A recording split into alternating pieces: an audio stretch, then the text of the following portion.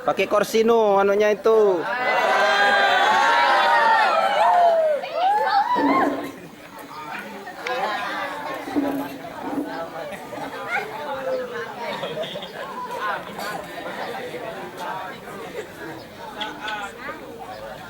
Yang terhormat Ustaz serta teman-teman yang sangat saya cintai, Assalamualaikum warahmatullahi wabarakatuh.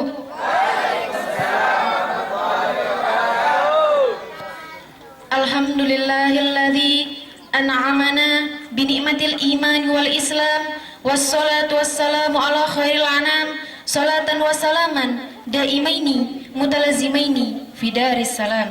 Allahumma aslih ummata Muhammadin sallallahu alaihi wasallam wa farij an ummati Muhammadin sallallahu alaihi wasallam warham ummata Muhammadin sallallahu alaihi wasallam wansyur wahfaz wa ayyid nahdatul watan fil alamin bihaqi Muhammadin sallallahu alaihi wasallam. Amma ba'du. Pertama-tama yang paling utama dan harus memang kita nomor satukan kehadirat Allah Subhanahu wa Ta'ala yang mana telah memberikan kita nikmat. Apa nikmatnya? Yaitu nikmat kesehatan, nikmat umur, nikmat kecantikan, nikmat kegagahan, sehingga kita dapat berkumpul bertatap muka kembali di lapangan yang alhamdulillah banyak barokah ini. Kedua kalinya salawat beserta salam semoga tetap tercurahkan kepada junjungan alam Nabi besar kita Muhammad sallallahu alaihi wasallam, yang mana berkat perjuangan beliaulah, berkat kerja keras beliaulah kita bisa membedakan antara yang hak dengan yang batil, antara jalan menuju surga dan jalan menuju neraka. Alhamdulillah. Berdirinya singkat saya di sini, saya akan membawakan pidato saya yang bertema perjuangan hidup. An Abdullah ibn Mas'udin radhiyallahu anhu qala ayyu amalin ahabbu ilallah qala as-salatu ala waqtiha qultu tumai qala birrul walidaini qultu tumai al-jihadu fi sabilillah. Dari Abdullah bin Mas'ud radhiyallahu anhu, ia bertanya, apakah amal yang paling dicintai oleh Allah? Rasulullah menjawab, salat tepat pada waktunya. Lalu Ibnu Mas'ud bertanya lagi, kemudian amal apa lagi? Berbakti kepada kedua ibu bapak. Lalu amal apa lagi? Berjuang di jalan Allah. Menurut hadis ini, kita sebagai orang Islam harus menjalankan 3 pekerjaan yang disukai oleh Allah, 3 pekerjaan yang dicintai oleh Allah, 3 pekerjaan yang disenangi oleh Allah, yaitu awalan as-salatu ala waqtiha, yang pertama salat tepat pada waktunya. Wataniha birrul walidaini, yang kedua berbakti kepada kedua ibu bapak. Wathalithuha al jihadu fi sabilillah, dan yang ketiga berjuang di jalan Allah. Kita sebagai ciptaan Allah harus mengabdikan diri kepadanya dengan cara sholat tepat pada waktunya dan mengerjakan kewajiban kita yang telah ditetapkan oleh Allah. Contoh, azan telah berkumandang, Allahu Akbar, Allahu Akbar. Jangan lagi terucap dalam bibir kita, cepatnya, nanti dulu, tanggung. Segera lekas ambil air wudhu dan segera sholat. Ustaz, saya sholat Ustaz. Subuh saya sholat, zuhur saya sholat, asar saya sholat, maghrib saya sholat, isya pun saya sholat Ustaz. Iya, kau memang sholat, tapi kapan? Nanti Ustaz.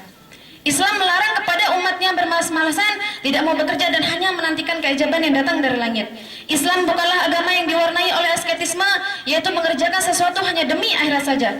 Islam juga bukan sekedar diam di masjid, tidak hanya sholat, zakat, puasa dan haji, tetapi Islam mencakup seluruh aspek kehidupan manusia. Apa yang kita lakukan untuk meningkatkan kehidupan duniawi dan hanya mencari ridha Allah, itu ibadah. Dari rumah menuju musola, langkah kaki kita berniat dalam hati mencari ridha Allah, itu ibadah. Duduk sejenak mendengarkan guru berbicara hanya semata-mata mencari ridha Allah, itu ibadah. Dari rumah menuju sekolah, langkah kaki kita berniat dalam hati menuntut ilmu mencari ridha Allah, itu ibadah. Apa yang kita lakukan untuk meningkatkan kehidupan duniawi dan hanya mencari ridha Allah, itu ibadah. Islam menganjurkan kepada kita kehidupan yang aktif dalam kehidupan sosial yang kreatif dan bukan mengasingkan diri dari komunitas masyarakat yang hanya berhubungan dengan Allah semata. Islam mengajarkan kepada kita giat berusaha untuk memenuhi kebutuhan kita untuk mencari ridha Allah. Allah akan memberi pertolongan kepada kita jika kita mau melaksanakan perintahnya seperti sholat yang utama dan mengerjakan kewajiban-kewajiban yang lain. Teman-temanku yang sangat saya cintai, selain sholat tepat pada waktunya, kita juga wajib taat kepada kedua orang tua kita, yaitu yang kedua, wasaniha birrul walidaini. Nabi Sallallahu Alaihi Wasallam bersabda, ridallahi fi ridal walidaini, wasutallahi fi sutil walidaini. Keridhaan Allah tergantung keridhaan orang tua, dan kemurkaan Allah tergantung kepada kemurkaan kedua orang tua. Menurut hadis ini, kita wajib taat kepada kedua orang tua kita apabila mereka menyuruh kita untuk melakukan sesuatu, asalkan tidak pada kemaksiatan. Contoh, Sahrul, ambilkan dulu mama bawang nak sebentar di dapur. Ah mama, masuk teleponan sama Yayang. Laksanakanlah perintah orang tua, dahulukanlah perintah orang tua, utamakanlah perintah orang tua. Jangan sampai terucap dalam bibir kita kata-kata, ah, kenapa tidak? Ibu yang telah melahirkan kita di dunia ini, bapak yang mencari nafkah untuk memenuhi kebutuhan kita, termasuk untuk biaya sekolah dan kebutuhan kita setiap hari. Iya Pak, iya. Iya Pak, iya. Kita dapat belajar di sekolah, kita mendapatkan berbagai macam ilmu pengetahuan dan dicukupi segala kehidupan hidup kita. Oleh karena itu, pantas kita harus taat padanya, asalkan tidak berbuat maksiat kepada Allah. Dan akhirnya yang terakhir, yang ketiga, wasalituha al-jihadu fi sabilillah, berjuang di jalan Allah dalam hidup kita. Karena dengan perjuangan kita akan mendapatkan keberuntungan. Orang yang tidak berjuang dalam hidupnya bagaikan orang mati. Bisa kita bayangkan, friend, pada masa periode Nabi Muhammad SAW dalam perkembangan pesat, karena beliau mengajarkan Islam dengan serius dan mengamalkan Islam dengan sempurna. Rasulullah ketika berdakwah, banyak umatnya yang menentang, banyak umatnya yang durhaka, banyak umatnya yang tidak percaya akan ajaran beliau. Tapi Rasulullah tetap berjuang, tetap bersabar untuk menegakkan Islam. Untuk siapa? Untuk umatnya. Buat siapa? Buat umatnya. Rasulullah SAW bersabda, al-Islamu ya'lu wa la yu'la alaih. Islam adalah tinggi dan tidak ada yang mengunggulinya. Kita memiliki berbagai macam agama, friend. Ada agama Hindu, Buddha, Kristen, dan lain sebagainya. Mereka meyakini bahwa agama mereka paling benar. Kenapa kita sebagai umat Islam tidak? Mereka menyembah Tuhan mereka. Mereka meyakini bahwa Tuhan mereka pantas disembah. Kenapa kita sebagai umat Islam tidak? Mereka rajin beribadah ke tempat ibadah mereka masing-masing. Kenapa kita sebagai umat Islam tidak? Oleh karena itu, pantas kita perjuangkan Islam, karena kita sebagai penerus bangsa masa depan. Karena jika bukan kita, siapa lagi? Oleh karena itu, marilah kita berjuang di mana saja dan kapan saja untuk agama kita, untuk sekolahan kita, dan untuk negara kita tercinta dengan disertai mengharap rahmat dan ridha Allah. Sebelum saya mengakhiri pidato saya, marilah sama-sama kita baca Al-Fatihah. Yang mana pertama, buat guru kita yang telah memberikan kita ilmu, yang telah menasehati kita. Dan yang kedua, buat orang tua kita yang telah melahirkan kita, yang telah memberikan kita nafkah sehingga kita dapat sekolah hingga saat ini.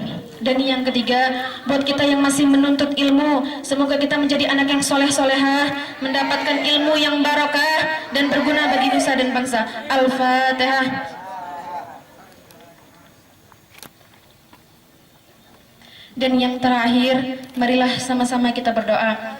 Bismillahirrahmanirrahim. Allahumma ja'al fi qulubina nura, wa fi asma'ina nura, wa fi absarina nura, wa fi alsanina nura, wa min amamina, wa khalfina, wa fawqina, wa yaminina, wa shimalina nura. Ya Allah, jadikanlah dalam hati kami bercahaya, dalam pendengaran kami bercahaya, dalam penglihatan kami bercahaya, dalam lisan kami bercahaya, di depan kami bercahaya, belakang kami bercahaya, atas kami bercahaya, dan kiri kanan kami penuh cahaya.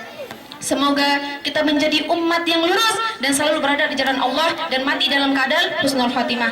Amin, amin ya robbal alamin.